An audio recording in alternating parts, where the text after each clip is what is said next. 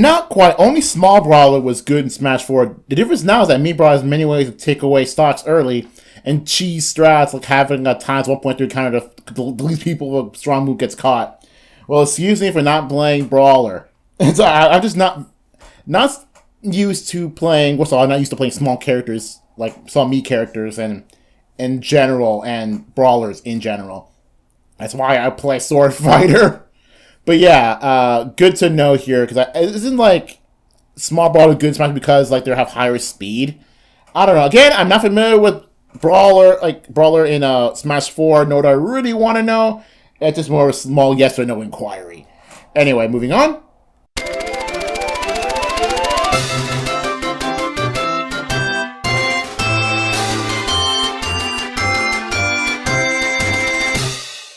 Welcome back to another comment time. It's another 2-month-in-1 situation. It's same thing as last time. It's because like there were barely any comments worthy of comment time the last month. So, but luckily, so the September one specifically made up for the lack of August comments.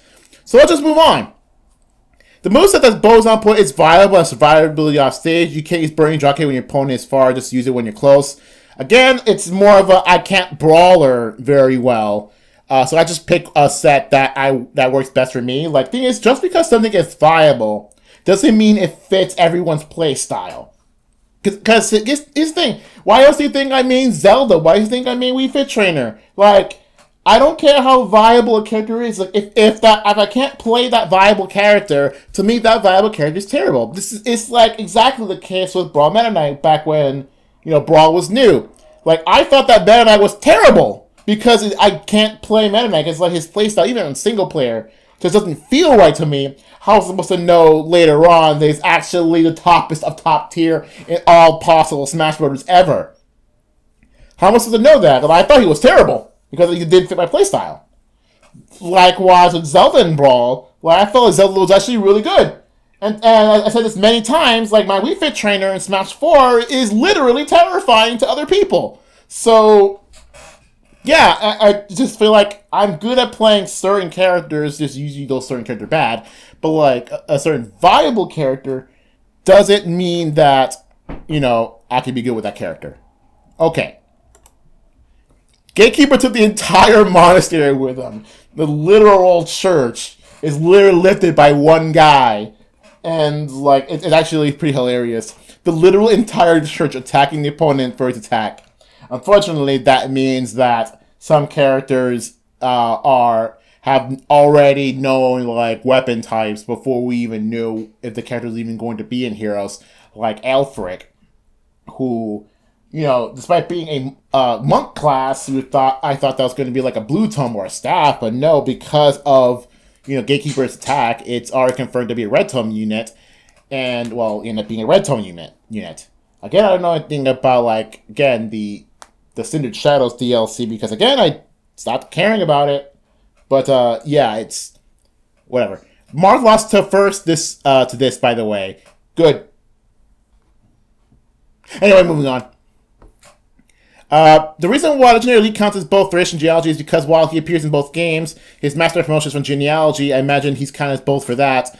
What Andres forgot while he was making that comment was because, like, Lee is kind of Thracia because he's the main lord in Thracia. He did comment back, so he forgot about that.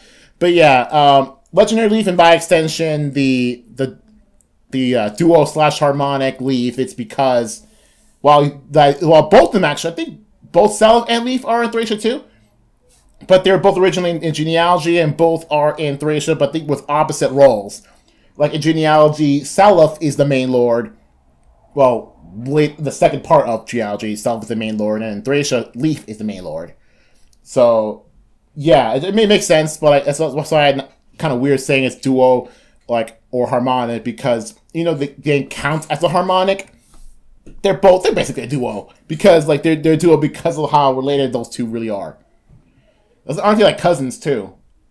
Aren't they cousins as well, because, like, Leaf's mom is the sister of Seliph's dad. Yeah, they're cousins. So there you go. Thanks for adding the hashtag. Okay, so I originally just named this video my team for Brilliant Diamond Shining Pearl. That's it. But then I saw while I was looking for similar videos, some of them have like the hashtag my BDSP team. So I said, you know what? What's the harm in adding it in? Maybe it might find some views. I don't know if this user specifically invented the hashtag, but I just found this hashtag. And, I'm gonna add it in. Why not? See what happens. Turns out, I don't know if it helps a lot, but it did help something. So there you go. That's why I added the particular hashtag, even though I'm not really familiar with it. I just added it because I just saw some other videos have it, and why not? Fire teams. Now, the funny thing about this comment is that I don't know if that person meant that the teams that I put in that video are fire, they're awesome, or if that person wants a team of fire Pokemon in BDSP. Either way, like, if it was the first one, I'd say thanks for the compliment, but for the latter, I'm just gonna laugh. Because it's hilarious when you think about it, playing Sinnoh with just like using Mono Fire. I just find that pretty hilarious. Especially Diamond and Pearl, which, like, but Platinum does have his own fire types, and BDSP now has more fires.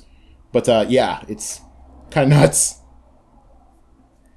So this person, when they make that video, his team, when he wants his team to be Torterra, Staraptor, Luxray, Gastrodon, Bastiodon, Mismagius, which is all a very good team, by the way. This is clearly a Pearl team.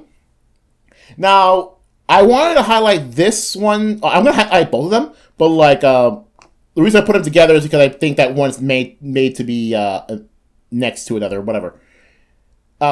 Since it's already now confirmed that HMs are no longer necessary, the HMs will still be a thing. It's just that they're going to be similar to what Alola does with HMs. But now that that's confirmed and that you don't need a flyer in the team, I've now pretty much solidified my Shining Pearl team to include Vespiquen. But again, let's go see if Vespiquen will actually be available.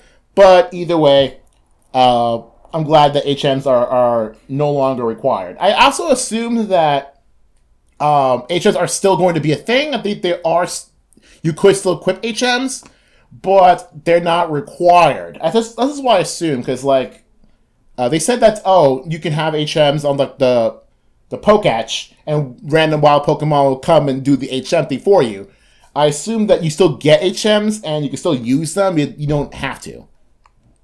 So I don't know if this person wants to change his team now that HMs are no longer a thing. But then again, Staraptor is pushed to the de facto flyer or Sinnoh, not because he's the flyer, but because Staraptor's actually really good. Like, as is.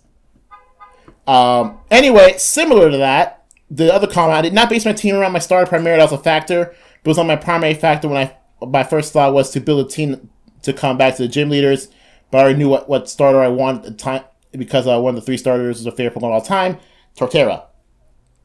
I can understand that. Like, I can understand if, like, someone's favorite Pokemon is a particular starter.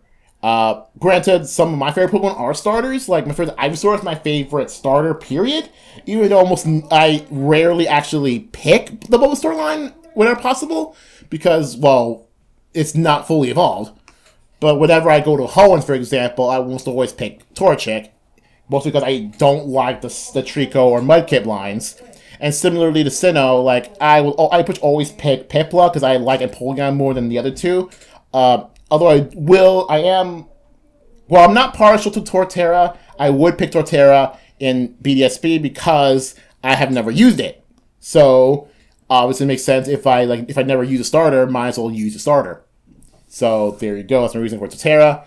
But I wanted to make sure if HMs were going to be a thing. Otherwise, I could still go starterless. Because the thing is, I've also recently, if you notice the teams I've used videos, I do sometimes not pick starters at all. Because either I've already used all the starters, or I just, not too fond of wanting to use them, or just want something completely different. In this case, I will use Torterra because I never used it. Or I could just go starterless. If I want to go for Leafeon, for example. But yeah. If you like Torterra, use Torterra. If you like Infernape, use Infernape. If you like Empoleon, you're awesome. So anyway, I just want to say, moving on. National Dex from Gen 1 through 4. Yeah, obviously. I'm going to say yes, obviously. I feel like that's kind of the obvious. Like, if Base Sinnoh is based on Base Sinnoh and Diamond and Pearl has all the Pokemon available from Gens 1 through 4, why can't BDSP? That's kind of the obvious part here. One instant charge Luna is still very underwhelming. Yeah, I think even the subreddit kind of agrees that like the Mythic Odor like banner, like the reaction is not very well received, mostly because he's not that special. Kind of a whatever pick. But yeah, it's a very underwhelming unit. Honestly, I don't get why he has Geodude Cavalry 4. I don't get why he just has like an instant charge Luna. Heck, the reason why I picked this comment is because I actually forgot about Luna as a special in general. Because like whenever I think of specials in Fire Emblem Heroes, it's either a press special, Glamour, or Moonbow, and then maybe like one of the ones that goes off of Razz or defense, but not Luna or even Ether.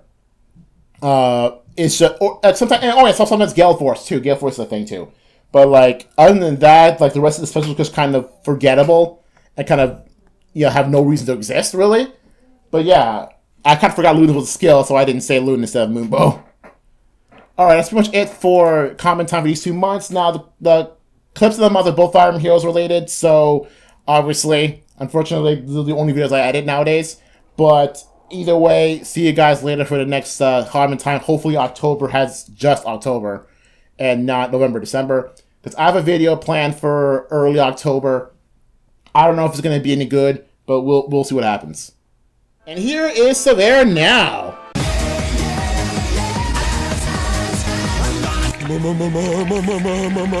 Get out! That's a 10. Yeah, good art by the way.